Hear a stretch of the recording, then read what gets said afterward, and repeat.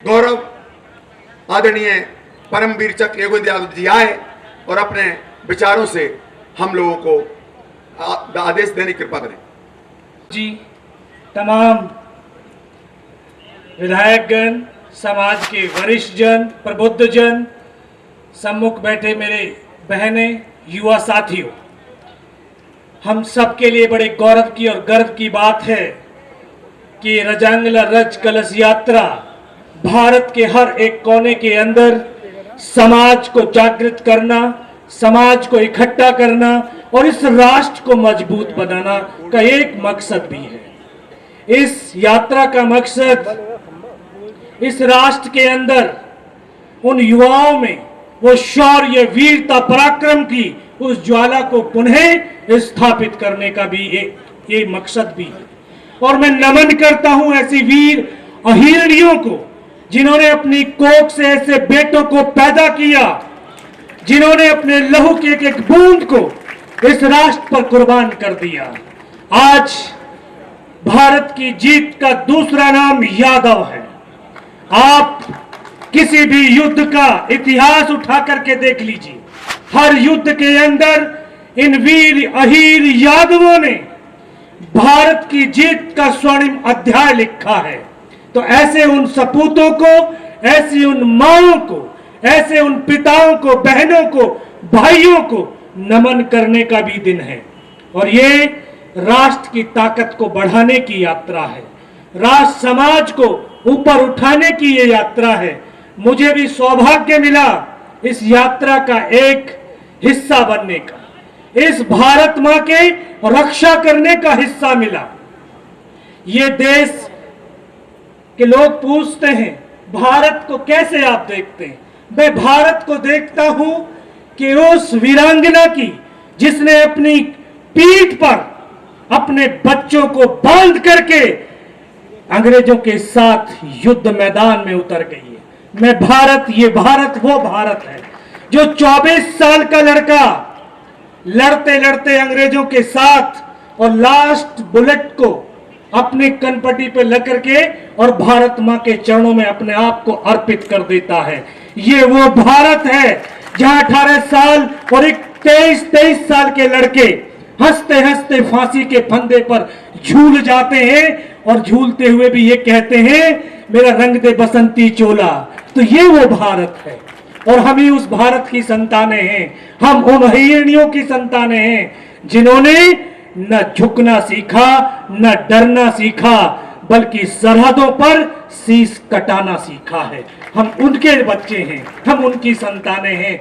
और मैं पुनः माननीय मुख्यमंत्री महोदय और तमाम यादव कुल के उन वरिष्ठ जनों, प्रबुद्ध जनों से ये आह्वान करता हूं, ये जाति एक ऐसी जाति है, ये ऐसा यद कुल है जो इस राष्ट्र पर हर समय मर मिटने को तैयार रहता है।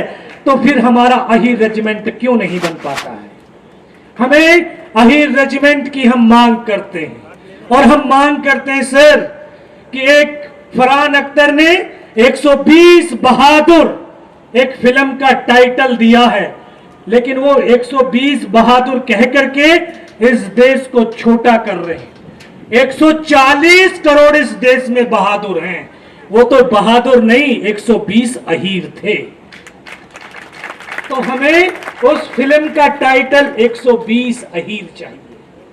तो फरहान अख्तर साहब जो बहुत संपूर्ण विचारधारा के हैं, आप उसको थोड़ी विचारधारा बदलिए और ये हमारे समाज की शौर्य, पराक्रम, उन योद्धाओं का बलिदान है जिसको आप पर्दे पे दिखाना चाहते हैं।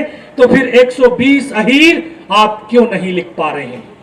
हमें 120 अहीर उस फिल्म का टाइटल चाहिए और हमें अहीर रेजिमेंट चाहिए। ये हमारा दूसरा मकसद है। तो मैं प्रबुद्ध जनों से यही आह्वान करता हूं कि इस आवाज को बुलंद करें और भारत के यशस्वी प्रधानमंत्री, भारत के यशस्वी रक्षा मंत्री उन सब के उस संज्ञान में दें कि ये कौम कोई सत्ता पाने के लिए रेजिमेंट नहीं चाहती, बल्कि इस राष्ट्र की भूमि को रक्षित और सुरक्षित करने के लिए अपने लहू को अपने लहू को कुर्बान करने के लिए रेजिमेंट चाहती है, तो हमें अपने राष्ट्र पर बलिदान होने के लिए हमें एक ही रेजिमेंट चाहिए। तो मैं पुनः माननीय मुख्यमंत्री महोदय और तमाम हमारे प्रबुद्ध जन और बहनों से आह्वान करता हूं, उनका अभिनंदन करता हूं और बस आखिर में सिर्फ 2 लाइन कह करके अपनी वाणी को विराम देता हूं। ये समाज को जोड़े, समाज सशक्त होगा तो राष्ट्र भी सशक्त होगा। कि ये सांसों के तराने, क्योंकि यादवों ने अपने लहू की आखिरी बूंद और आखिरी सांस को इस राष्ट्र पर कुर्बान किया है, तो ये सांसों के तराने हिंद का नवगान गाएगा, हमारा शौर्य वो बलिदान गाएगा। तो किसका? इस भारत के युवाओं का। सच में पूरी दुनिया कहती है ये भारत युवाओं का राष्ट्र है। ये 65% भारत में युवा है और युवाओं के लिए दुष्यंत कुमार ने 2 लाइन बड़ी अच्छी लिखी। कहा कि हंगामा खड़ा करना मेरा मकसद नहीं, मेरी कोशिश है ये सूरत बदलनी चाहिए। आग मेरे सीने में लगे या तेरे सीने में लगे, लेकिन ये राष्ट्र भक्ति और राष्ट्र प्रेम की आग, लेकिन ये आग जलनी चाहिए, ये आग लगनी चाहिए। तो हमारा शौर्य ध्वज लेकर वो चंद्रयान गाएगा। हमारे प्राण माता भारती के पक्ष समर्पित हैं। हमारे लहू का हर कतरा हिंदुस्तान गाएगा, हिंदुस्तान गाएगा। जय यादव, जय माधव, जय हिंद, जय भारत।